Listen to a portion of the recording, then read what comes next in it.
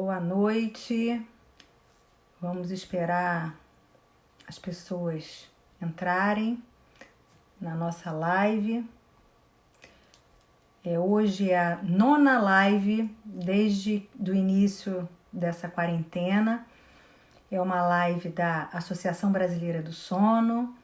Para quem não me conhece, eu sou Andréa Bacelar, sou neurologista, atual presidente da ABS, e é um prazer estar aqui com vocês toda terça e toda quinta, às 19h30, com temas variados, especialidades variadas, todas relacionadas ao sono. E é muito importante, né, a gente fazer essa live. Quantas pessoas começaram a se interessar, não só pessoalmente, não só por problemas próprios de sono, como profissionais da área de saúde, entendendo essa diversidade que é o sono, né? Entendendo que o sono, quer dizer, não existe um médico, que nem existe a especialidade de medicina do sono, ainda não existe, né? A gente tem a medicina e a medicina do sono é uma área de atuação, hoje, de 6 especialidades médicas, né? O neurologista, o pneumologista, o otorrinolaringologista, o psiquiatra, a clínica médica e a pediatria são especialidades médicas que têm como área de atuação a medicina do sono, ou seja, eles podem se especializar em medicina do sono. E, logicamente, acho que todas as áreas da medicina merecem ter como área de atuação, porque o sono, enfim, acontece 1/3 da vida de todos os pacientes, de todas as especialidades médicas.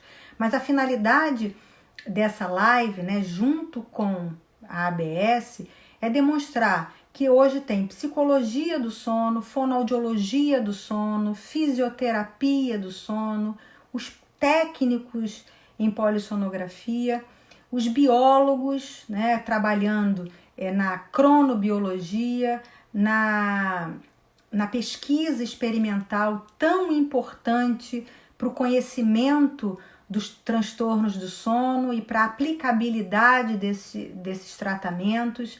Então, é uma imensidão de pessoas, de especialidades que trabalham junto. Então, isso aqui é muito importante, e a gente teve a oportunidade, né, nessas 8 lives que aconteceram, que estão gravadas, estão no nosso canal do sono no YouTube, e essa também será gravada.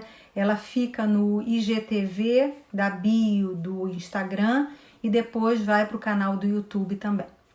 Bom, essa live de hoje é super esperada. Nós estamos... o tema é muito interessante. Deixa eu ver aqui se a nossa entrevistada já está aqui. Na verdade, entrou o Instituto do Sono, mas não tem aqui a solicitação para participar.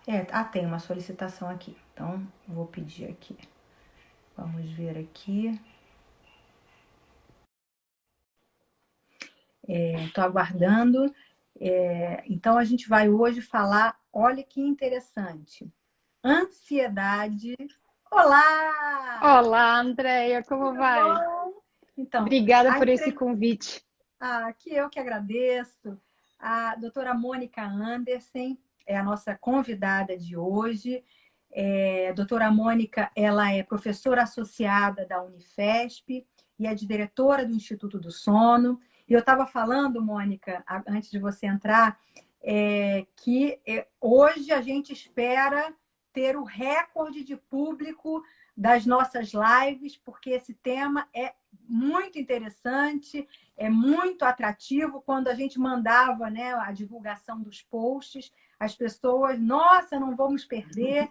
Então, esperamos, não só com a sua competência, com tudo que você estuda nessa área, mas o tema em si, né, a riqueza do tema, ansiedade, sexualidade, sono, neste momento, nessa situação, enfim, dessas incertezas, dessas preocupações que nós estamos vivendo, né, Mônica, é assim de uma grande importância, e eu acho que a gente vai ajudar muita gente.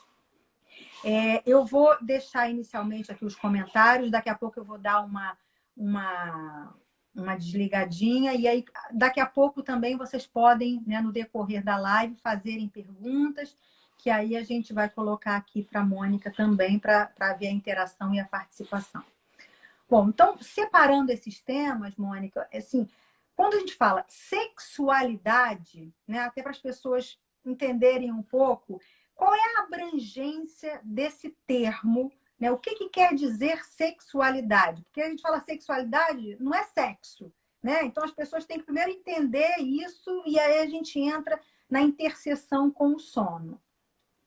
André, antes de mais nada, acabei de ouvir você falando que é a nona live que você faz, né? E eu estava aqui pensando quando que te conheci. Foi lá naquele Congresso Brasileiro de Salvador, que você já era uma pessoa que destoava pela sua motivação. E não poderia ser diferente, né? Assumir a presidência da Associação Brasileira de Sono e já estar na nona live.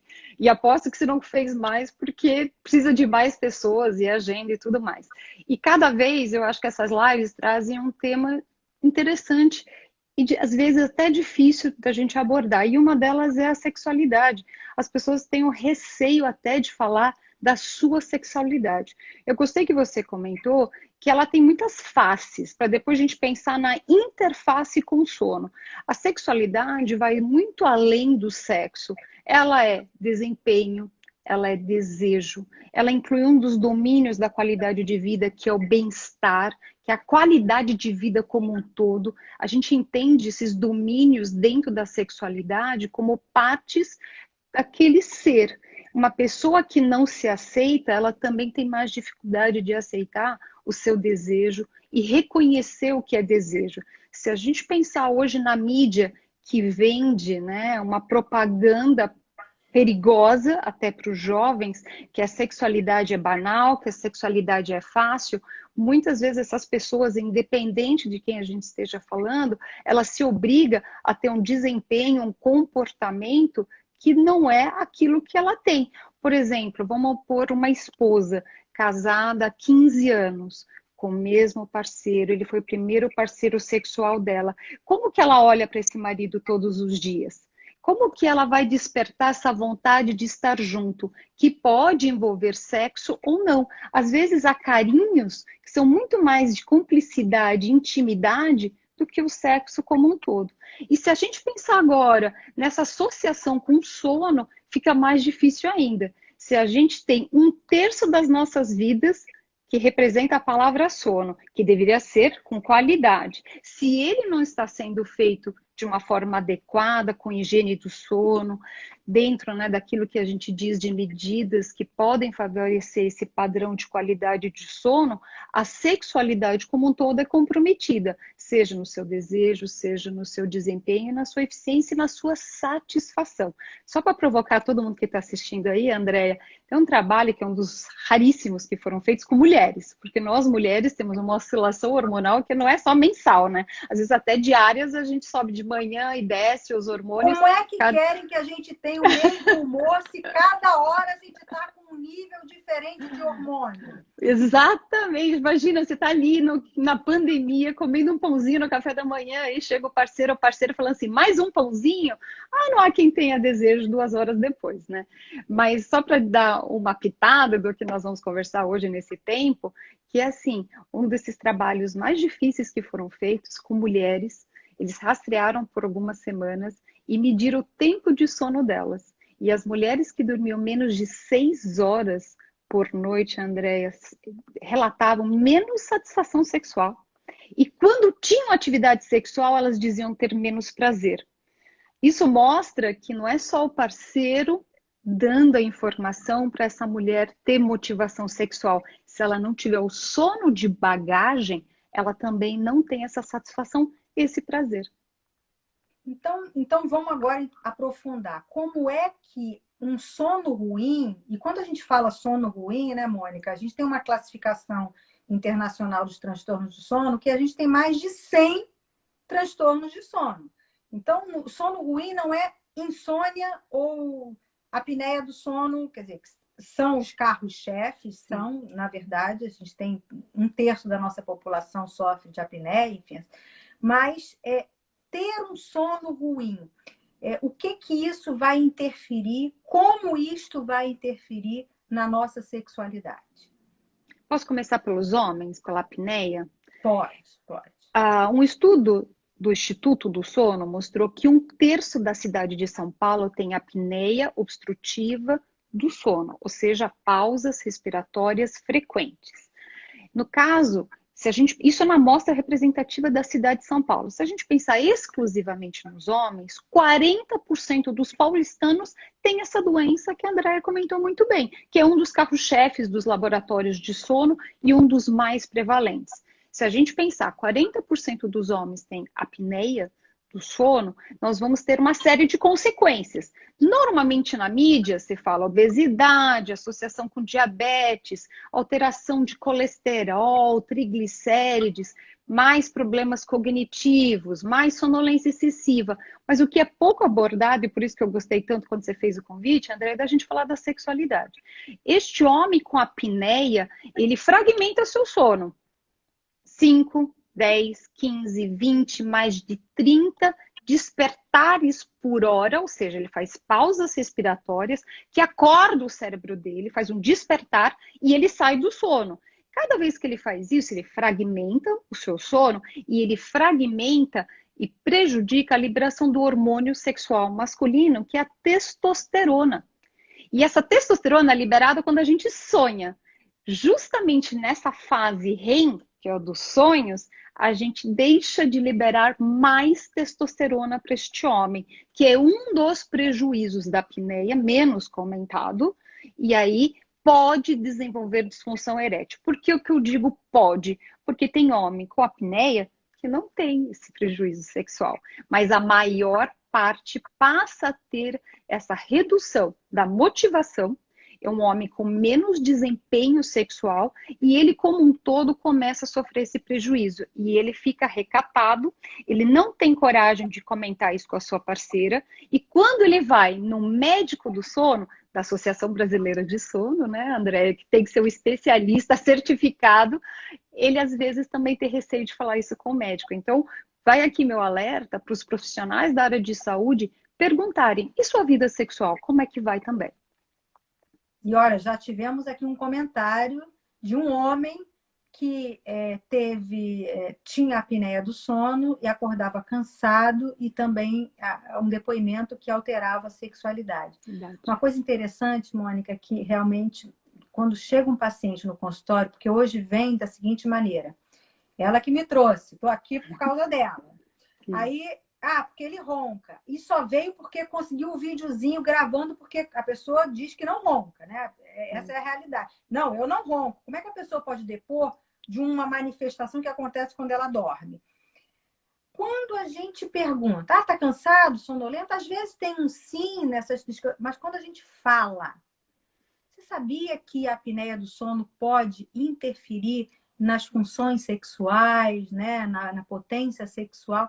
Aí o homem arregala o olho e aí ele quer se tratar.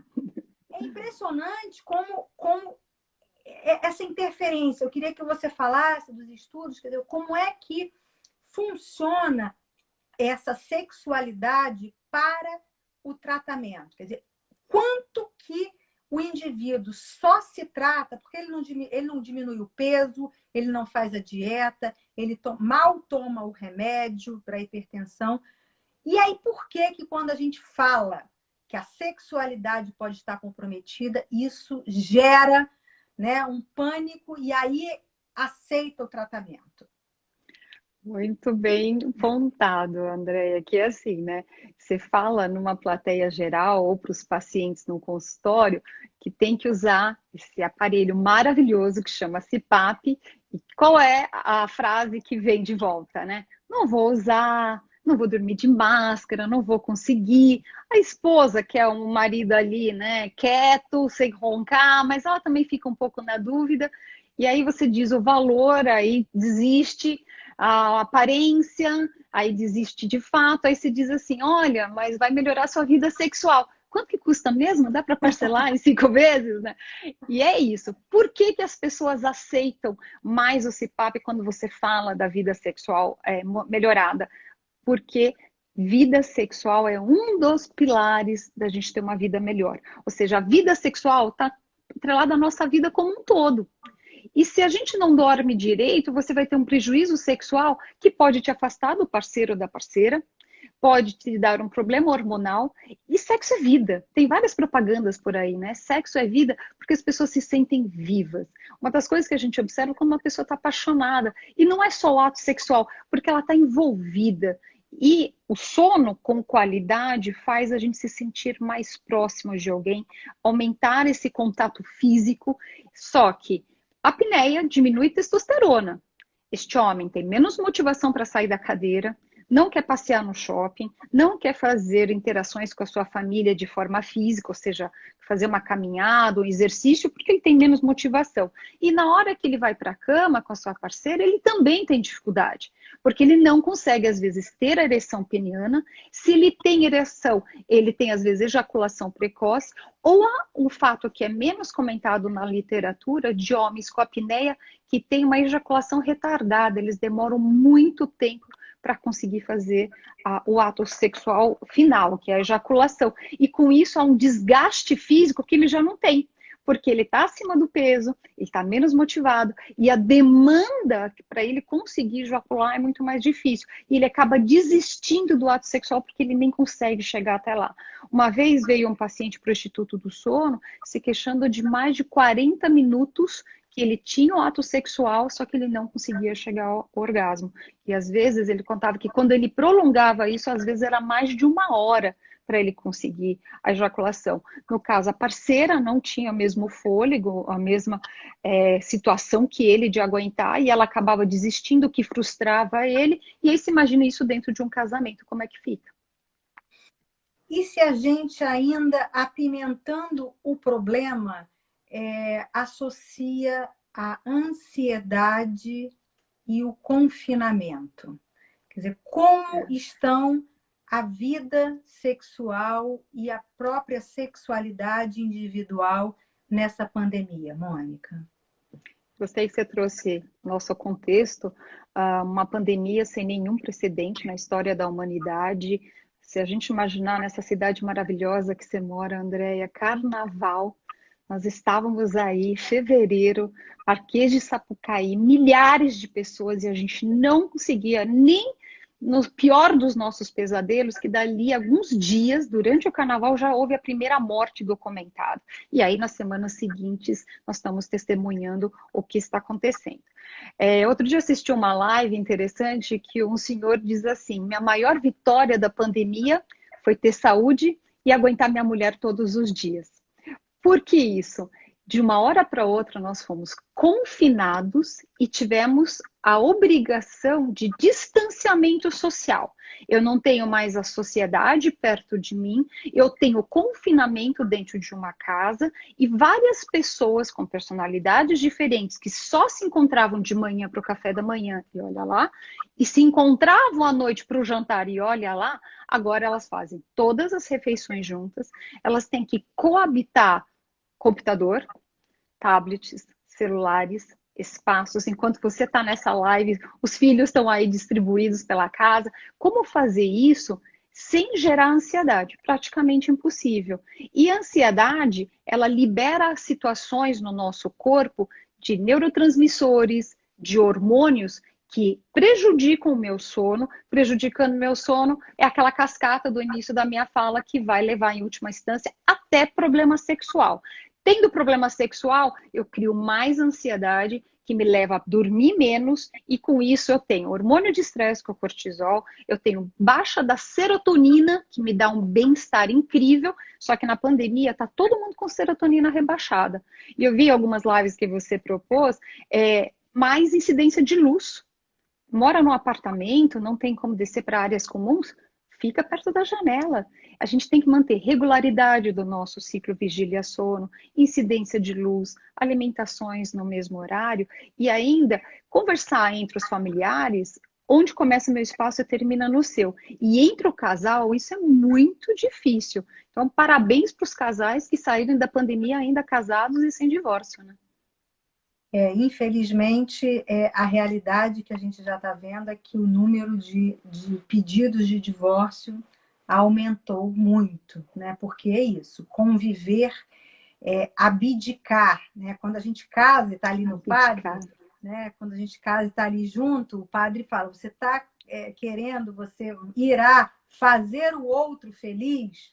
Fazer o outro feliz muitas vezes é abdicar ou ir contra o que você pensa para poder conviver muitos anos aí. E uma questão do carnaval que você falou, eu me lembrei que o carnaval foi em fevereiro.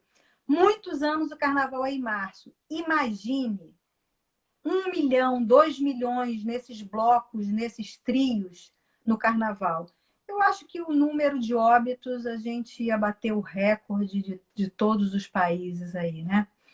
Bom, então a gente viu vários problemas do sono interferindo na sexualidade, no homem. E a mulher? Como é que funciona na mulher essa questão do sono ruim, sexualidade e sexo feminino? Então vamos lá. Se no homem tem o hormônio sexual, e mesmo assim não é tão fácil de reverter toda essa ansiedade com problemas de sono e aumentando a função erétil, a gente consegue com o CPAP, ainda que isso também seja nebuloso, parece mais prático no homem, mas tem muitas nuances aí. Porque você pode ter uma diabetes associada, você pode ter outras situações.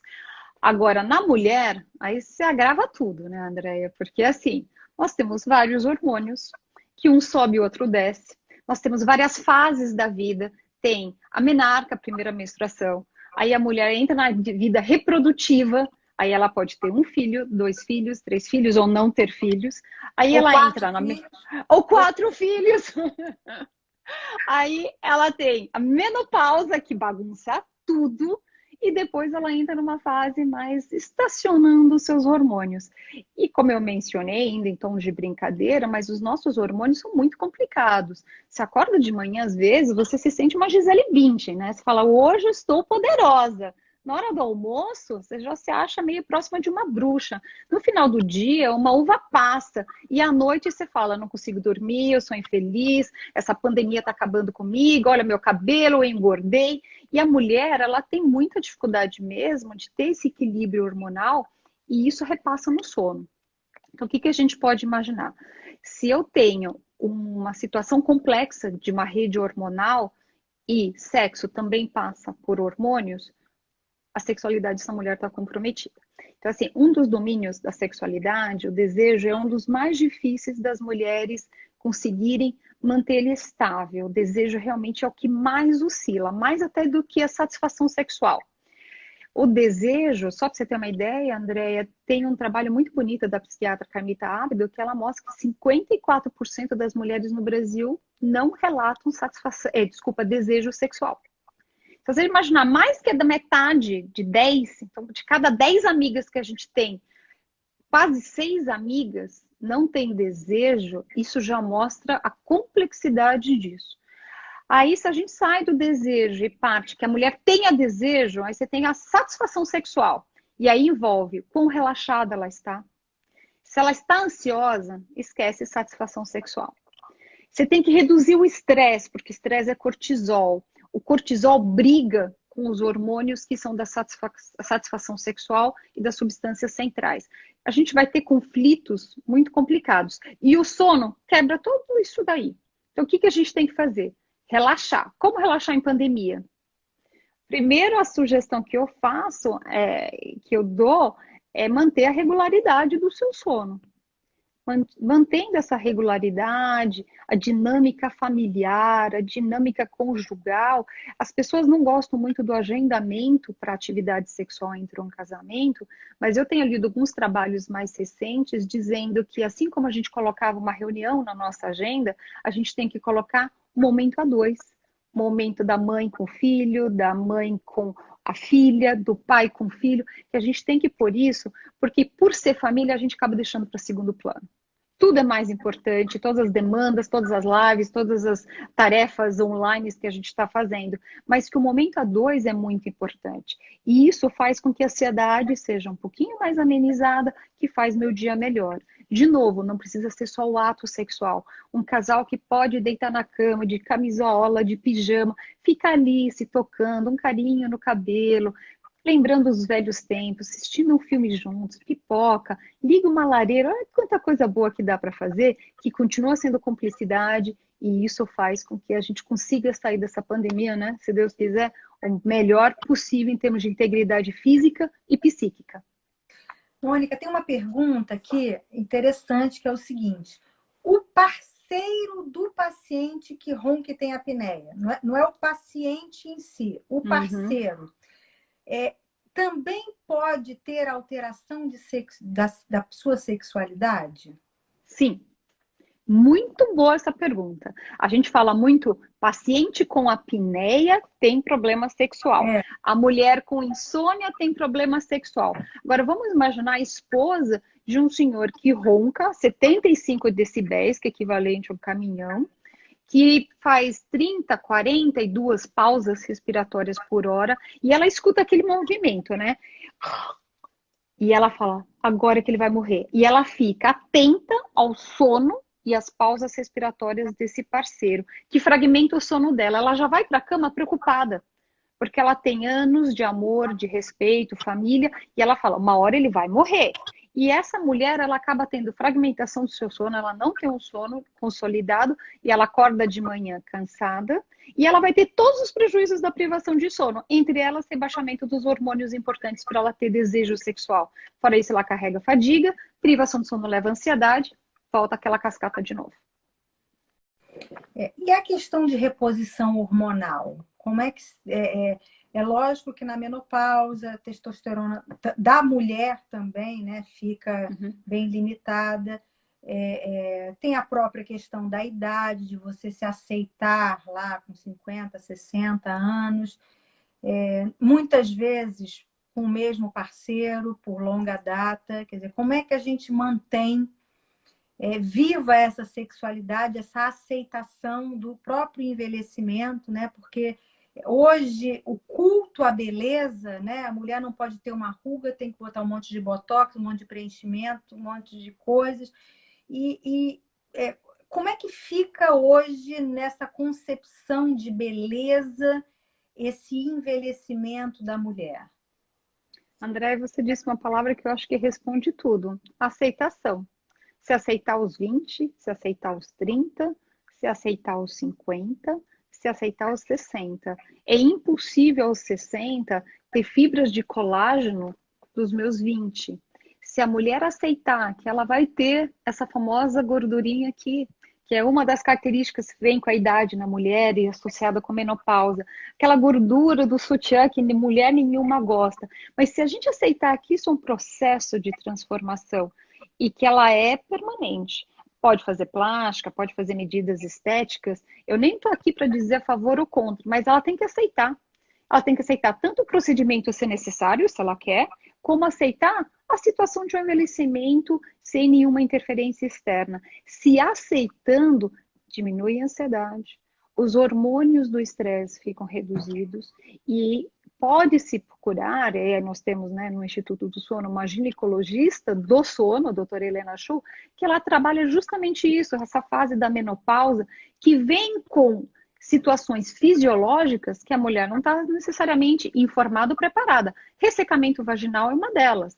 Tem que ter essa conversa, essa comunicação com o parceiro, que talvez ela tenha que fazer recurso de uma pomada para o ato sexual continuar sendo prazeroso. Porque imagina, ressecamento vaginal, não quer contar isso para o parceiro de tantos anos, que antes o sexo era até bom e ela gostava, e de repente ela vai dizer que ela gosta, mas que ela sente dor, ela se sente inferiorizada. Aceitar essas alterações todas do corpo, que não é só cabelo branco, não é só ruga embaixo do olho, mas que também a parte sexual tem que ser muito bem trabalhada no casal. Assim como o homem, a potência erétil dele dos 15, 20 não vai ser perpetuada por até os últimos dias dele. Vai ter uma diminuição dessa potência, dessa rigidez. Mas se ele tiver satisfação num carinho, e hoje também nós temos vários grupos médicos que tratam para o homem ter mais tempo essa ereção para se satisfazer, satisfazer sua parceira, parceiro, né?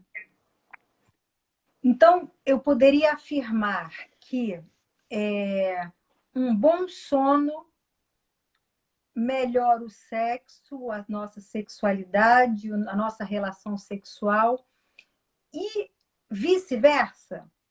Exatamente. Como é que, assim, o sexo, quer dizer, fazer sexo com seu parceiro antes de dormir, isso interfere na arquitetura, na melhora do sono? Como é que a gente poderia até instruir os nossos pacientes nesse sentido? Vamos imaginar que é uma relação bidirecional. Você falou assim: vamos dormir. Um sono bom leva a um sexo melhor. Porque não só, e aí os homens sabem disso, né? Acabou o ato sexual, quantos homens não dormem em seguida? Porque vem o relaxamento.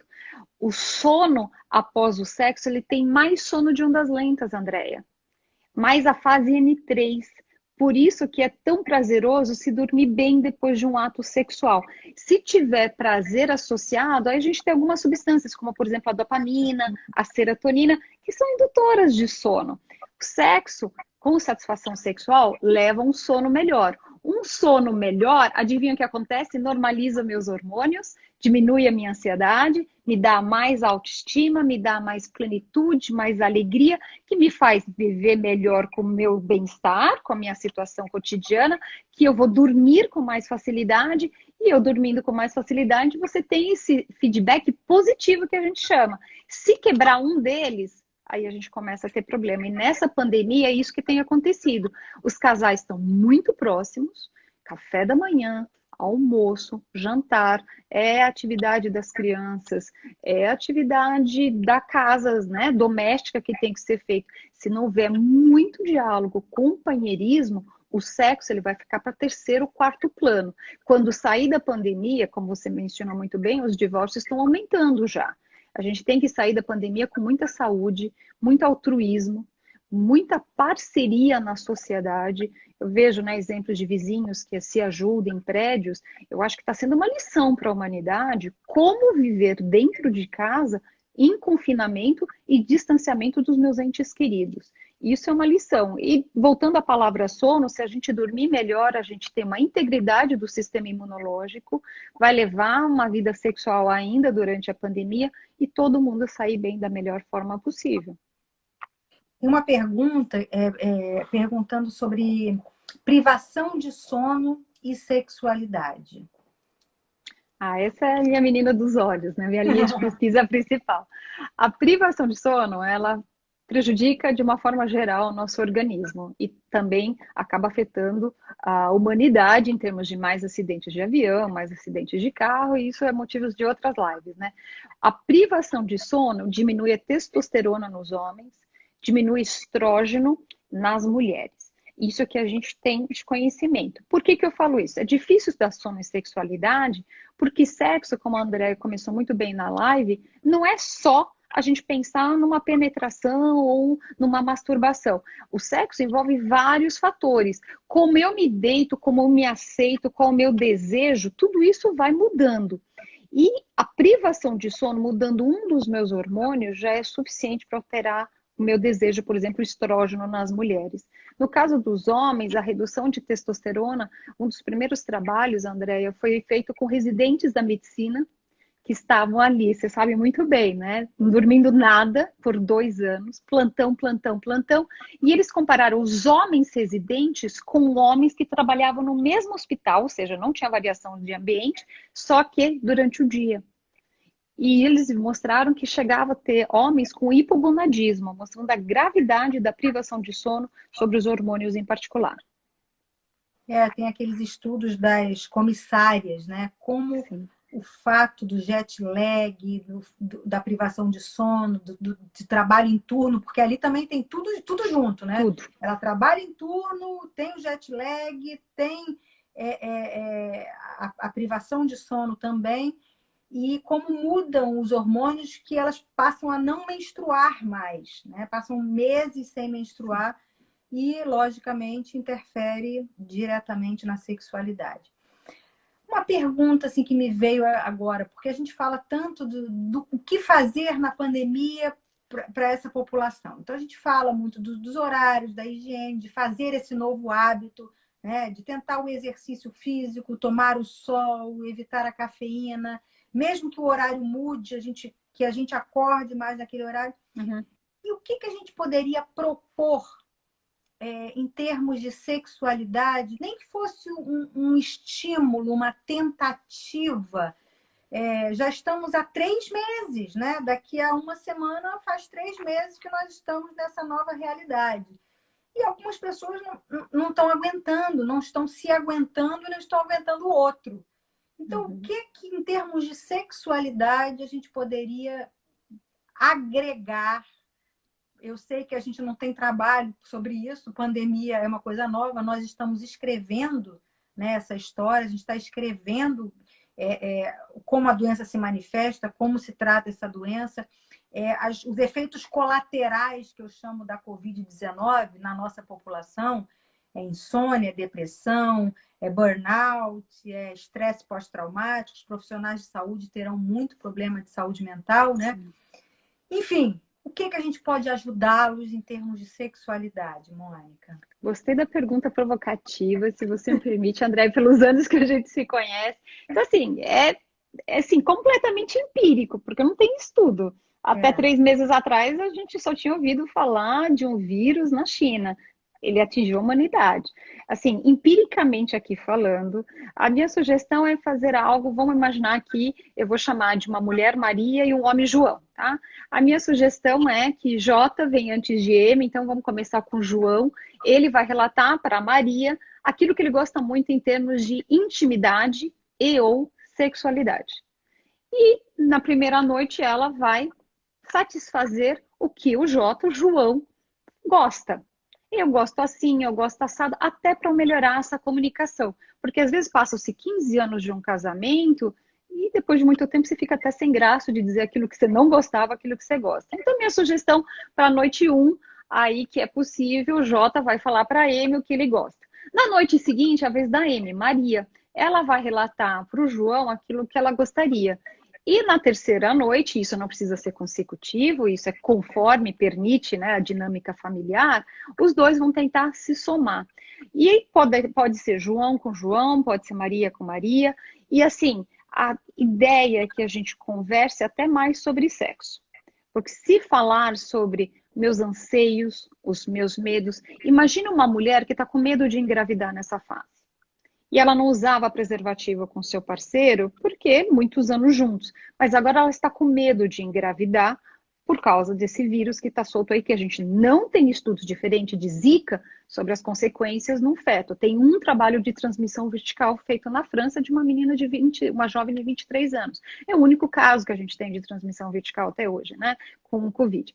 Então, assim, que essa mulher que ela está com receio de engravidar, expor para o seu parceiro, falar assim, vamos voltar a usar preservativo nessa fase, só para não engravidar? Ou imagina se ela está tentando engravidar. Uma população que outro dia vi no noticiário, que é pouco comentada, são das tentantes. Mulheres que estavam em tratamento de reprodução assistida e tiveram que ser interrompidas.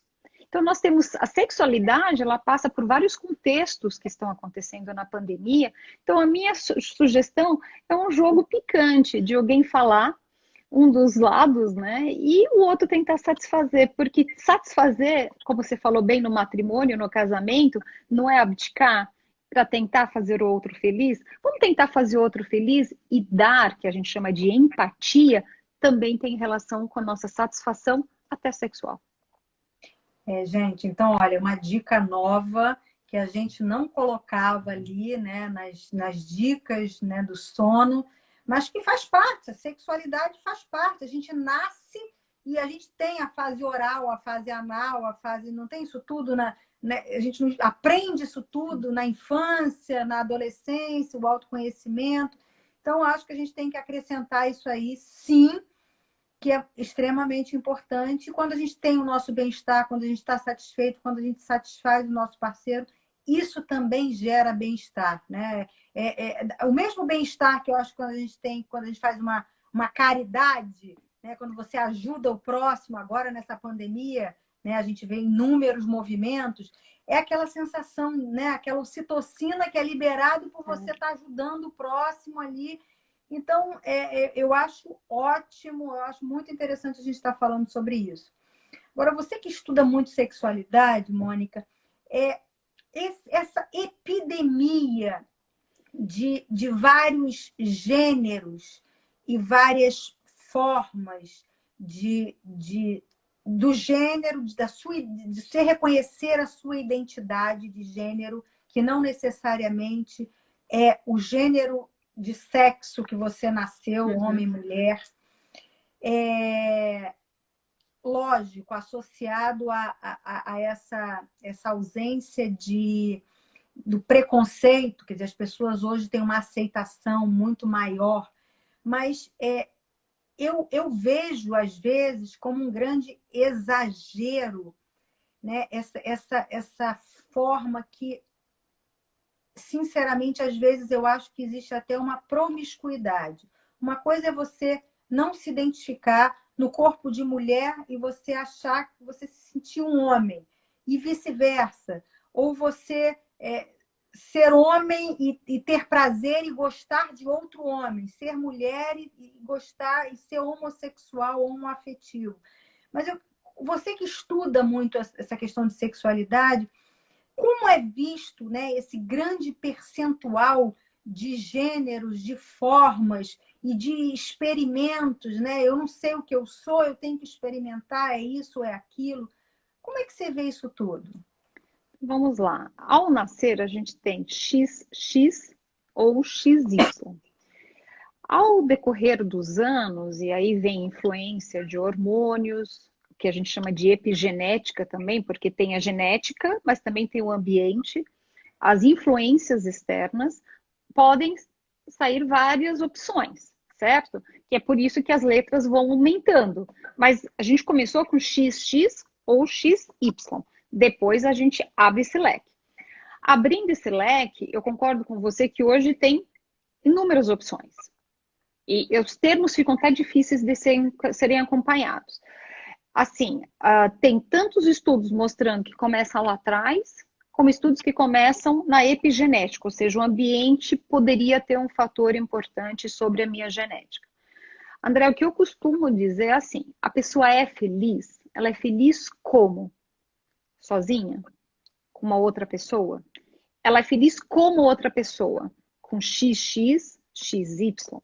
Ela não aceita o Y dela, ela quer incorporar um X por meio de uma cirurgia, ela vai ser feliz, ela trabalhou bem isso está muito claro para ela, ótimo, é importante na vida, eu acho que o nosso legado dessa terra é a gente ser feliz e proporcionar felicidade. Pode ser por meio do meu trabalho, e parabéns para os profissionais da área de saúde que estão enfrentando uma situação extremamente adversa para o bem maior de todos.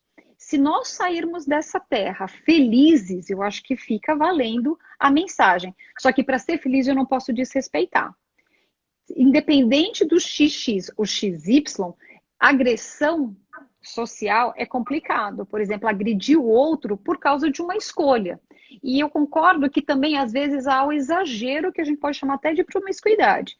Assim, eu posso ter o meu parceiro, mas não é porque eu tenho este parceiro que tanto faz o que ele é, XX ou XY, eu tenho que afrontar um casal de 85 anos que está sentado numa praça que eles não estão acostumados com isso. Eu tenho liberdade de expressão? Tenho, mas eu também não posso sair pelada na rua, porque existem regras. Então, eu acho que se a gente mantiver a sensatez e saber respeitar o próximo, a gente é mais respeitado.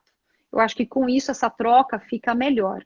E se eu não tiver vontade de ter um XX ou XY, porque hoje tem pessoas que elas se sentem assexuadas, e a gente está falando da ausência completa, né, do desejo, e não ter a satisfação sexual, nessa pandemia muitos estão isolados, seja por força física, né, porque o parceiro, parceira está em outro lugar, seja porque ela fez uma escolha. E fazendo essa escolha de estar sozinho ou imposta esse confinamento, eu diria, vá conhecer seu corpo, se toca, no banho, no sofá, na cama, se sente, é muito além da masturbação. É você se tocar, meu cabelo, como está hoje, como está minha pele, e sentir todas as partes do seu corpo. Para se conhecer, use espelho. E você tem razão, a gente tem fase oral, por exemplo, a criança tem uma fase que ela põe tudo na boca. Boca tem muitos receptores de prazer. Então a gente tem esses receptores sensitivos que a gente toca e dá prazer. Então, toca na sua boca, toca na sua língua, vai passando os dedos, se toca nos órgãos genitais. E isso é uma forma, durante a pandemia, para aqueles que estão sozinhos, ou até né, com parceiro ou parceira do lado, para a gente se sentir melhor. Porque se conhecer também é um dos pontos que libera a serotonina. Maravilha, gente. Então, sem preconceito, sem, enfim, cismas, vamos ter a liberdade desse autoconhecimento e dessa relação com quem a gente gosta, com quem a gente sente prazer, mas, mais uma vez, sem desrespeitar o outro, né? O nosso limite termina quando começa o do próximo. Então, a gente também quer ser respeitado. Então, eu acho que essa é a liberdade, né? A liberdade de expressão passa também pelo respeito, né, Mônica? Bom, a gente já está aqui, olha, já faltam quase uns 5, 10 minutos para a gente finalizar. Essa conversa voa, as coisas passam rápidas. Se alguém quiser fazer mais alguma pergunta, essa é a hora. E, Mônica, o que você tem assim de atualização, sono, sexualidade, se a gente botar ali no PubMed, o que tem de interessante, uma publicação, um artigo que chame a atenção, ou que foi estudado de uma maneira que a gente não esperava um desfecho, um resultado daquela forma? Não tem nada ainda, né, com pandemia, porque é muito recente ainda. Mas se a gente der um passo para trás, antes de fevereiro, nem é porque é tão recente assim, André, 2020, mas até surgiu no Congresso, né, em novembro, dezembro, lá em Foz do Iguaçu, nós fizemos aquela mesa no Congresso, e um dos temas que foi abordado lá, e eu tenho sentido crescer muito na literatura, são mulheres que não aceitam o ato sexual do parceiro. Nesse caso, é parceiro masculino. Quando é feminino, ela aceita.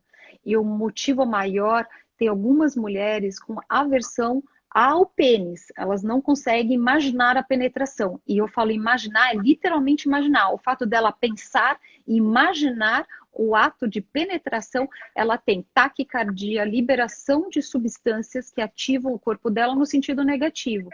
E hoje tem se feito várias condutas, e não tem um caminho perfeito ainda, porque é muito recente, de como você aborda, você medica e você trata essa mulher. Primeiro para ela aceitar o pensamento, depois ela aceitar o toque. E alguns ginecologistas, alguns psicólogos e alguns psiquiatras estão se formando e num grupo multidisciplinar para trabalhar essas mulheres. A gente não sabe se antes existiam essas mulheres com essas queixas, e não era falado, porque a mulher, se a gente imaginar nossas avós e bisavós, elas casavam cedo, não cabia a elas falar de desejo sexual ou satisfação. Não, eram prometidas. Isso. Elas cumpriam o papel de esposa. Então a gente não sabe se antes existia e elas ficavam caladas e agora a gente verbaliza tudo, ou se está crescendo. E se está crescendo essas queixas, a prevalência é por alteração, por exemplo, mais estresse, mais privação de sono. O que está acontecendo hoje que essas mulheres elas estão com de verdadeiro obstáculo ao ato da penetração? E quando é mulher com mulher, ela fala assim, não, aí tudo bem, não tenho pênis, aí eu não tenho tanto problema, eu consigo me envolver sexualmente. E nem é uma opção para ter uma outra mulher do lado, ela só não tem a obstáculo, a barreira. E ela tem com qualquer parceiro masculino, não é só o marido. Ela passa a não querer ninguém. E isso é um caso, eu acho que a gente tem que estudar mais. E parece que o sono é mais comprometido nessas mulheres. Se você melhorar o sono, parece que você tiraria o papel da ansiedade, que foi da tríade, né, do tema de hoje, do cortisol, e aí você trabalharia mais a psique dessas mulheres e a parte fisiológica. Só que da fisiologia a gente não sabe nada. Classificar é uma fobia específica, né? Da mesma maneira que eu tenho pânico de rato quando você mostrava lá nas aulas. Em 2000, eu lembro, em 2000 eu fui 20 fazer... anos, Andréia! Gente, não fala isso, Mônica. Em 2000 eu fui fazer o curso lá de sono, no Instituto do Sono. A Mônica dava aula já e era uma criança, né? E aí ela mostrava os camundongos. Olha, eu tenho essa fobia específica, então para mim olhar aquilo era terrível. Então eu acho que isso é uma fobia específica e tem que ser tratado com um transtorno de ansiedade mesmo. Agora, não era classificado, porque não existia, não era classificado, né? O transtorno de estresse pós-traumático foi sair no DSM-3. Sim. Antes não existia, né? As pessoas não sabiam que aquele trauma pós-guerra, o que era aquilo, né? Então, a gente vai classificando, né? A gente vai conseguindo classificar mais com os estudos. Bom, as perguntas são poucas, o que a gente tem é live maravilhosa, é parabéns, adoramos, a gente tem muito parabéns aqui. Tem uma pergunta que é mais específica, que é como o parceiro aceitar o uso do CPAP, tendo a apneia do sono e tendo o distúrbio sexual, mas ele não... Quer dizer, essa adesão, né, às vezes é muito difícil, né, aceitar pelo desconforto e aceitar que tem que usar, que tem que carregar. Né? A gente tem esses dois problemas para enfrentar. Mas eu acho que quando entende, quando consegue aderir do ponto de vista do desconforto e entender o benefício, a melhora, né, acordado, a melhora no próprio desempenho sexual, na própria sexualidade, na própria autoestima, porque eu começo a me cuidar mais, eu começo a perder peso, eu começo a fazer exercício, a ter mais disposição. Enfim, não tem outra saída. A tentativa, existem as terapias cognitivos comportamentais para adesão, não é só para insônia, para adesão do CPAP. Temos mais, deixa eu ver aqui, apareceu mais pergunta aqui, deixa eu ver se é pergunta. Se esse cenário da pandemia piora os distúrbios de sono, nós já falamos disso. A questão de traumas, né? Traumas, pessoas que tiveram algum trauma sexual, enfim, estupro, assédio ou um relacionamento abusivo, né? Como é que se isso influencia no sono? Sim. Muito, né, Mônica? Muito. A gente tem até estudos de pesadelo. É um estresse pós-traumático, né? Essas pessoas têm mais insônia, têm mais pesadelos. Existem tratamentos com terapias específicas para o sonho, né? Para você reviver, contar aquele sonho e ter um desfecho, a gente modificar esse desfecho acordado várias vezes para que a gente mude aquele pensamento, aquilo que acontece durante a atividade onírica. São situações muito difíceis, né? A gente não foi feito para ser abusado, né? Não é não. Né? Não é não. E aí, para esses casos que são realmente muito mais graves, lembrar que psiquiatra, psicólogo, mas também tem um especialista do sono. Porque o sono, lembra que todas as substâncias do cérebro precisam ser reequilibradas num sono de melhor qualidade. Esse apoio psicológico, esse apoio psiquiátrico tem que passar pelo sono também. Até para uma fase, dar um indutor de sono para essa pessoa equilibrar essas substâncias cerebrais, para depois ajudar a ser um coadjuvante aí no tratamento, que certamente será necessário quando há traumas, agressões, estupros e tudo mais.